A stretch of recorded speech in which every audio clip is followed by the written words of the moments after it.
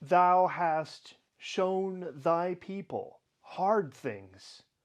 Thou hast made us to drink the wine of astonishment. Psalm 60, verse 3. Bonjour, my name is David DeVere. I'm a wine educator and traveler, and you're watching Savvy Nomad TV. This is the Eau de Vie edition. This is day 20 of the Costco Around the World in 24 Days box. No, 24 Wines box. Whatever. Day 20. Here we are. Oh, wow. Okay. If I pull out day 20, 23, and 22 are going to fall, but not my problem.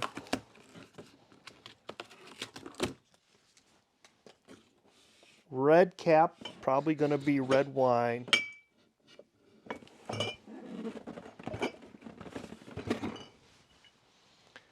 Zil or Zille, red blend from Italy.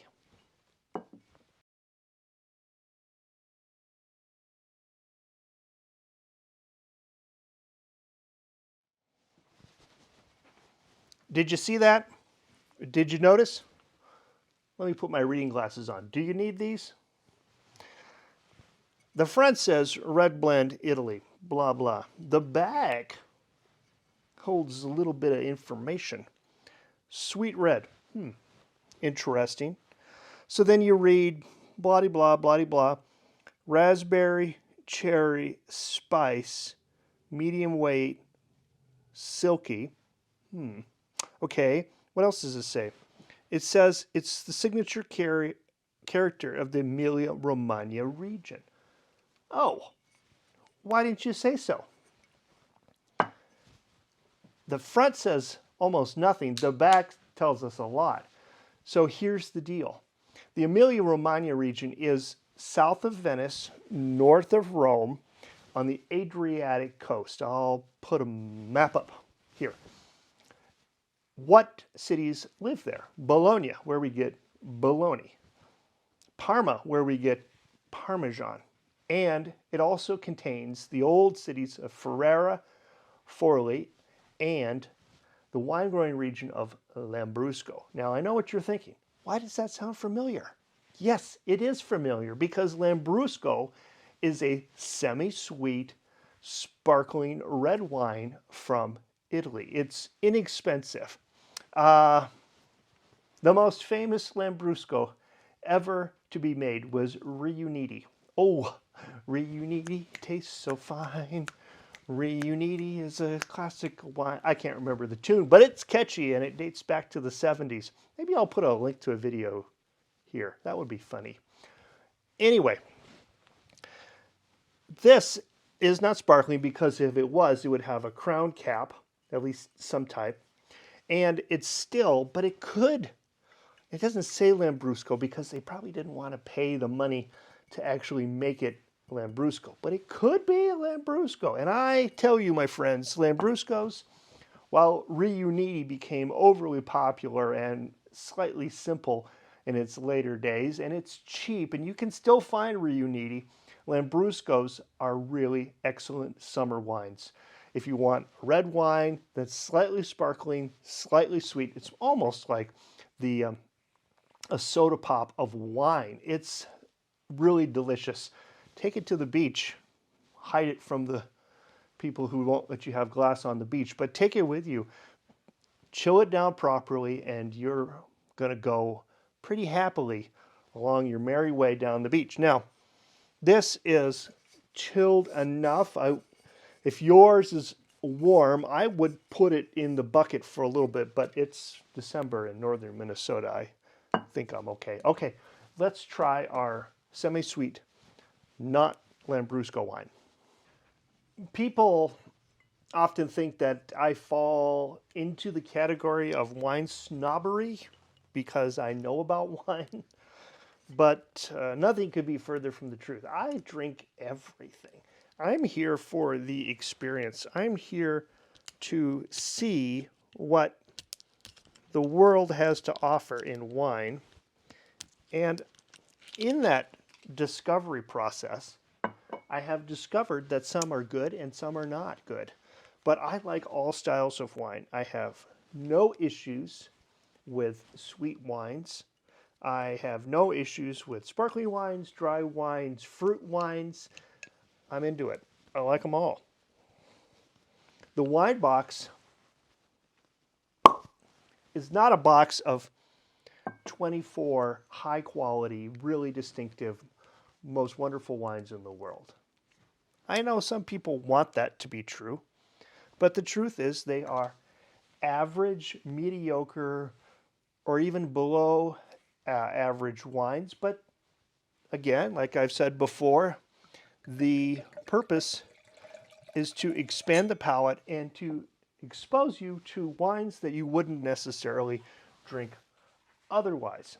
If this is a Lambrusco, we're going to be nicely surprised. I have filled out the top of my tasting card, and in the region I wrote Italy, in the sub-region I wrote Emilia-Romagna, because we know that. Okay, let's look at it. Nice color. I think it's probably garnet. So I will circle garnet. And now, what did the back of the label say? Raspberries. Let's look again. Like I said, hold it in the light. Cherry, raspberry, and spice. Spice sometimes is referred to as alcohol, or actually like spice, hot, spicy, you know. But could also mean cinnamon or anything like that. All right, let's smell it. Cherry and raspberry. Maybe. Oh, you know what? I do get kind of a spice. Cooking spices. Holiday spices. Maybe a little bit of ginger snap and cinnamon. Ginger snap cookies. Mmm. Fresh ginger snaps. Oh, lovely. Okay, let's work around. Let's work around. Citrus, no. Berries, yes. Orchard fruits. Where? I guess if I'm going to put ginger snaps, I'm going to have to put them somewhere. Orchard fruits, sure, a little bit. I'm going to put ginger snaps under tropical fruits because I think ginger comes from the tropics. Yeah. Also comes from Kentucky, but that's ginseng, which is different, but almost the same. All right, anyway. Flowers, slight vegetables and herbs. Well, I guess spices could be herbs, although I've got this pepper over. Okay. Here we go. Roasted, no. I've got earthy, peppery, and mushrooms and the little horse. I'm going to say that's part of my spice there. And then no faults. Oh, cool. That was kind of fun. All right, let's give this a taste.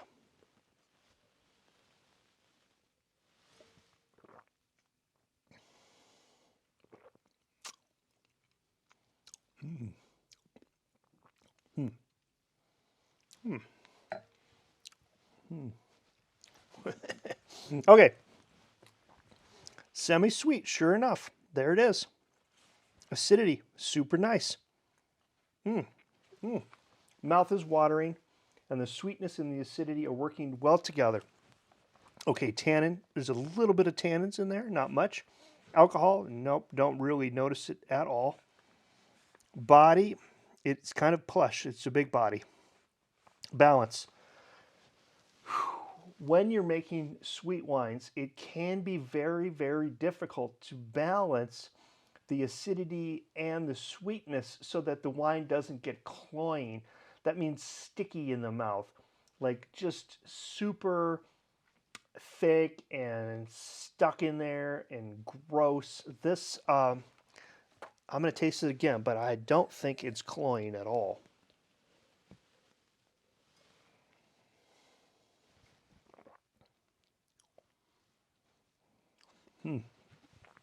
Nicely balanced. I'm going to go out here. Complexity. There are a few extra aromas that show up. And the finish, my mouth waters a lot here. So the finish is kind of getting washed out, but it's an okay finish. There is certainly a lingering flavor of candied cherries in here. All right, boy, those are dots all over the spectrum. Let's go to the scoring chart. Appearance, 3 points. A bouquet. God, am I going to give it a 6? No, I'm going to give it a 5. What would I give a 6? Like a really, really beautifully aromatic Riesling, something that's just blows you away with aroma. This, it's got nice aromas, but doesn't blow me away. It certainly is aromatic compared to a lot of the wines in the box. Taste, 5. Finish, 1. Impression, 3. I'm impressed. And I'll go over here to preference, and I'll put it out here. All right. I'm going to go do my math and fill out my weird shape. All right, here are my final scores for our Emilia-Romagna Red Blend. 17 points. Semi-sweet wine indeed. I liked it. I thought it was a good example. It's hard to balance acidity and sugar together, and the winemaker did that well.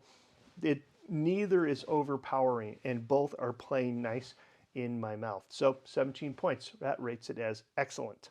Here is the flavor profile, and you can see that I did have a hard time figuring out where to put my spices in tropical or over there with the grinding pepper, because in spices, the word is really, we use it interchangeably in English anyway. So we've got spice as in chili spice that makes heat in the mouth, and we've got spice as in ginger snaps, or cinnamon as in baking spices. Which spice do you mean, and where do you put that on the flavor profile? So I guess I put it in 2 different spots. Anyway, the Emilia-Romagna region is rich in culinary traditions. I mean, I've got a chunk of Parmesan cheese in my fridge right now. If you've enjoyed this episode, please give me a thumbs up. If you're new here, please consider subscribing. If you've never, ever, ever had a Lambrusco, go buy yourself a bottle of Riuniti. It's like $10. You'll enjoy it. You can serve it at Christmas to people who want a sweet wine, and they'll be happy. All right. Until tomorrow, until day 21, I say a tutelare and cheers. Hi. Okay. It's red. It has a similar smell to yesterday's, actually. Kind of cherry-y. A little bit lighter, though. I love smelling things, by the way. Okay, let me sip.